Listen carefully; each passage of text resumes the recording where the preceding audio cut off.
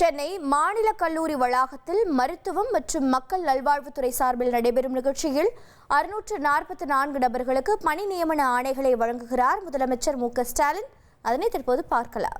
85 நபர்களுக்கும் தமிழ்நாடு அரசு பணியாளர் தேர்வாணையத்தின் மூலம் தேர்ச்சி பெற்றுள்ள 18 உளவியல் உதவி பேராசிரியர்கள் மற்றும் மருத்துவ உளவியலாளர்கள், 17 மருத்துவ ஆய்வாளர்கள், 54 வட்டார சுகாதார புள்ளியியலாளர்கள் என மொத்தம் 89 நபர்கள் உள்ளிட்ட 644 மருத்துவர்கள் மற்றும் இதர பணியாளர்களுக்கு பணி நியமன ஆணைகளை வழங்குமாறு மாண்புமிகு முதலமைச்சர் அவர்களை பணிவன்புடன் கேட்டுக்கொள்கின்றேன்.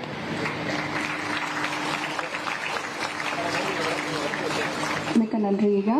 சிறப்பு விருந்தினர்களுக்கு மரியாதை செய்தல். மாண்புமிகு தமிழ்நாடு முதலமைச்சர் அவர்களுக்கு மாண்புமிகு மருத்துவ மற்றும் மக்கள் நல்வாழ்வுத்துறை அமைச்சர் அவர்கள் புத்தகம் வழங்கி சிறப்பிக்கிறார்கள்.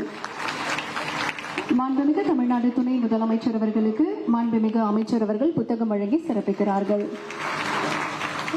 மாண்புமிகு நாடாளுமன்ற உறுப்பினர் அவர்களுக்கு அமைச்சர் அவர்கள் புத்தகம் வழங்கி.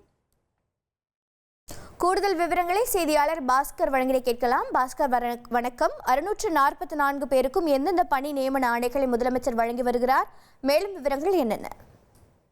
மருத்துவ பணியாளர் தேர்வு வாரியத்தின் மூலமாக பொது சுகாதார மற்றும் நோய் தடுப்பு இயக்கத்துக்கு தேர்ந்தெடுக்கப்பட்ட 182 உதவி மருத்துவ அலுவலர்கள், 48 பல் மருத்துவ கல்லூரி ஆராய்ச்சி இயக்கத்துக்கு தேர்ந்தெடுக்கப்பட்ட 324 அறுவை அரங்கு உதவியாளர்கள், தமிழ்நாடு அரசு பணியாளர் தேர்வாணையத்தின் மூலமாக மருத்துவ கல்வி ஆராய்ச்சி இயக்கத்தில் தேர்ந்தெடுக்கப்பட்ட 18 உளவியல் உதவி பேராசிரியர்கள், 17 மருந்து ஆய்வாளர்கள், 54 வட்டார சுகாதார புள்ளியாளர்கள், இவர்களெல்லாம் மொத்தமாக 644 பணியிடங்கள் அரசு பணியாளர் தேர்வாணையம் மூலமாக இந்த தேர்வுகளால் நடைபெற்றது. அதில் மருத்துவ மற்றும் பணியாளர் தேர்வு வாரியத்தின் மூலமாகவும் சில நபர்கள் தேர்ந்தெடுக்கப்பட்டிருக்கிறார்கள்.